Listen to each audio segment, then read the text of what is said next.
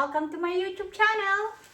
So ayan po, magluluto po tayo ng dinner. So tonight po, ating lulutuin ay ginataang tilapia with kalabasa and beans. Ayan po. Ito po, natapos na po natin naprito yung isda. Ayan. Medyo nagtagal akong nagprito kasi nga takbo ako ng takbo magprito kasi yung takot ako matalsikan. So ayan pong ating lulutuin. Ayan. Meron din po tayong dito, salmon. So ibibake ko po ito para sa kanila. So ipapainit ko lang po yung ating kawali para igisa po natin ito. Kalabasa. Ayan. So, ayan po. Tingnan natin mamaya kung masarap nga ba ang ating lulutuin. So, ayan, magpapainit po tayo. So, gagamit po ako ng konting mantika. So, dun sa ginamitan natin na mantika, nung nagprito tayo, ito po, yung nagprituhan natin. Kukuha lang ako ng konting mantika para panggisa dito sa sibuyas. So, 2 teaspoon na mantika. Dito, 2 teaspoon lang po. Ayan. Ayan. Hindi ako masyadong nagpiprito dahil natakot ako sa mantika pag natatalsikan po. Ito po ang ating ingredients sa ginataang tilapia na ating lulutuin. So, meron po tayong ditong tilapia. Ang ating bawang sibuyas at saka turmeric. Luyang dilaw po. Ayan. Meron pong coconut, kalabasa, and meron po tayo ditong dahon ng pechay. Ayan po. Lalagay din po natin yan mamaya. At nagluluto din po ako ng salmon dyan. Ito yung ginawa kong sauce. So, ayan po. So, ayan, magpainit muna tayo ng kawali.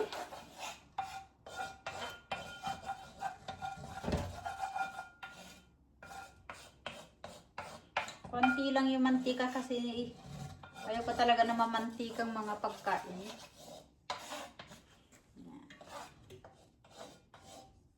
Ayan. So, magpainit tayo. Saka natin igigisa.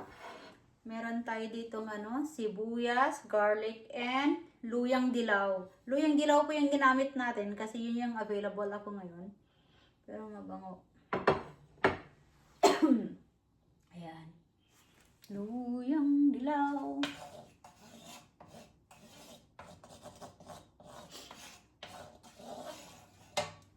Ayan, mainit na yung ating kawali. So, iuna ko po yung garlic para mabango.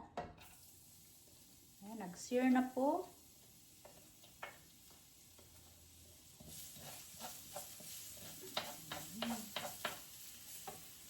Lagyan natin sa medium fire.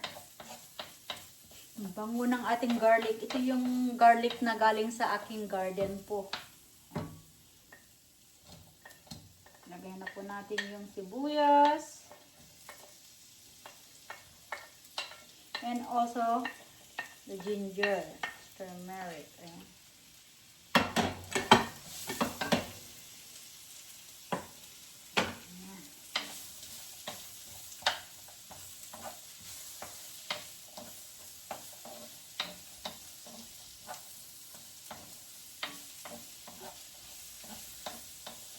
So, ganito po yung version ko sa pagluto ng ginataan.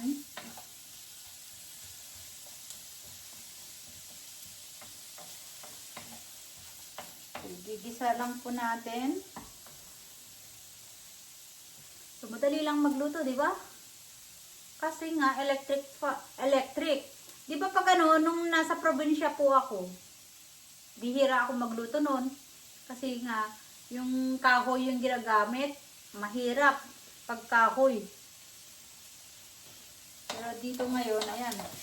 Kaya gusto ko pong nagluluto kasi napakadali na lang pong magluto ngayon.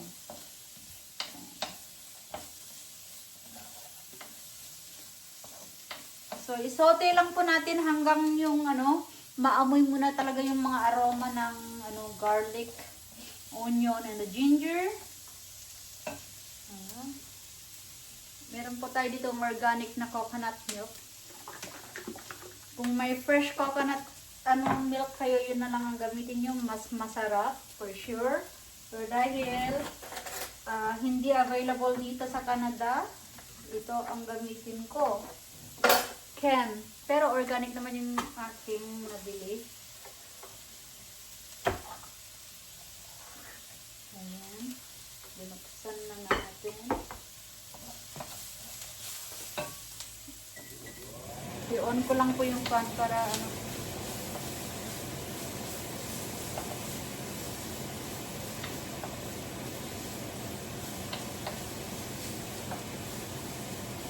So, ayan po. Dahil na-prito na po yung yung tilapia. Ilagay ko na po itong gata.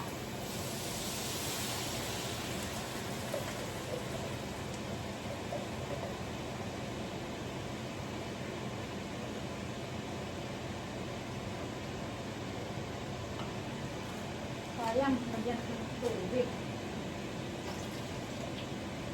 So, naglagay po ako ng 1/2 na tubig. 1/2 cup. Ayan, para hindi masayang. Ayan. So, pakuluan lang po natin ito. Coconut milk.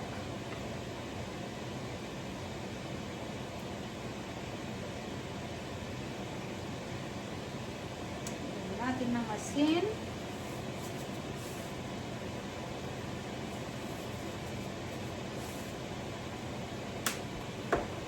And pepper.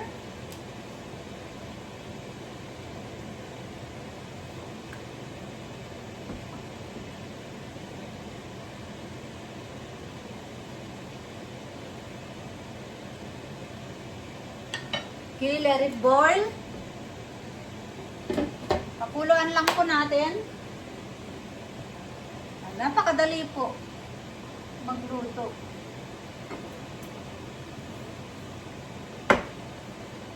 So, ayan po, kumukulo na. Ayan, i-check natin. Tikman ko muna kung okay yung lasa. Ay, lapot.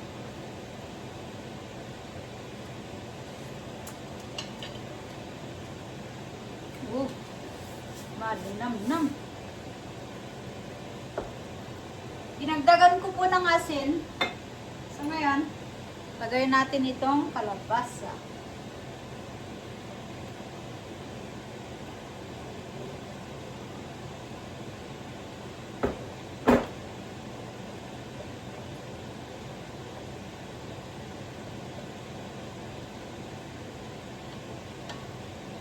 So, lutuin lang po natin ito ng mga 3 minutes, 3 to 5 minutes itong kalabasa.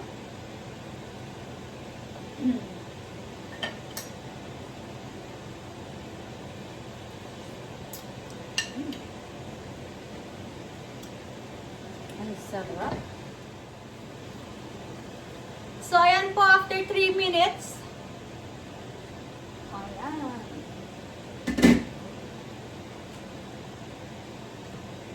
After 3 minutes, ayan, tikman po ulit natin.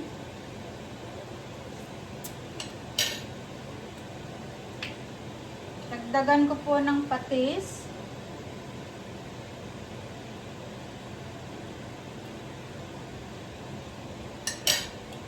One tablespoon na patis yung nilagay ko.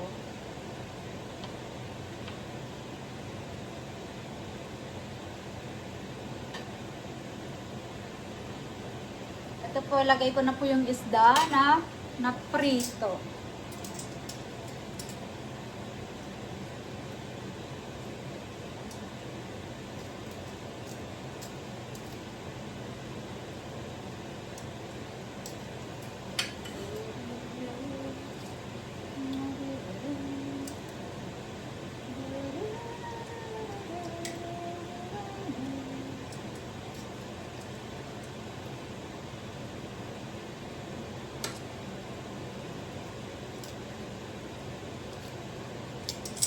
Ayan. So, ayan na po. And of course, ilagay na po natin itong beans.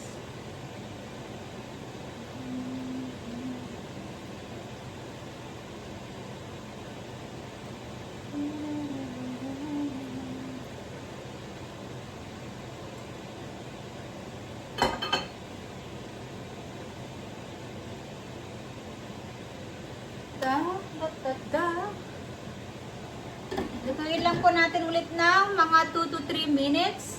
Saka natin ilagay po itong pechay, dahon. Ayan po, after 2 minutes, maglagay po tayo ng sili. Pampaanghang. Ayan. Look at that. Ayan, ilagay na po natin itong dahon.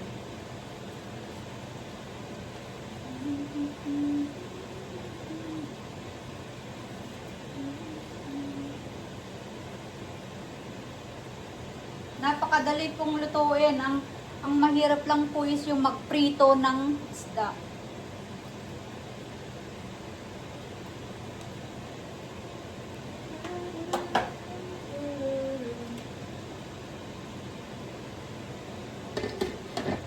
Ayan po, lutuin lang po natin ng mga 2 more minutes.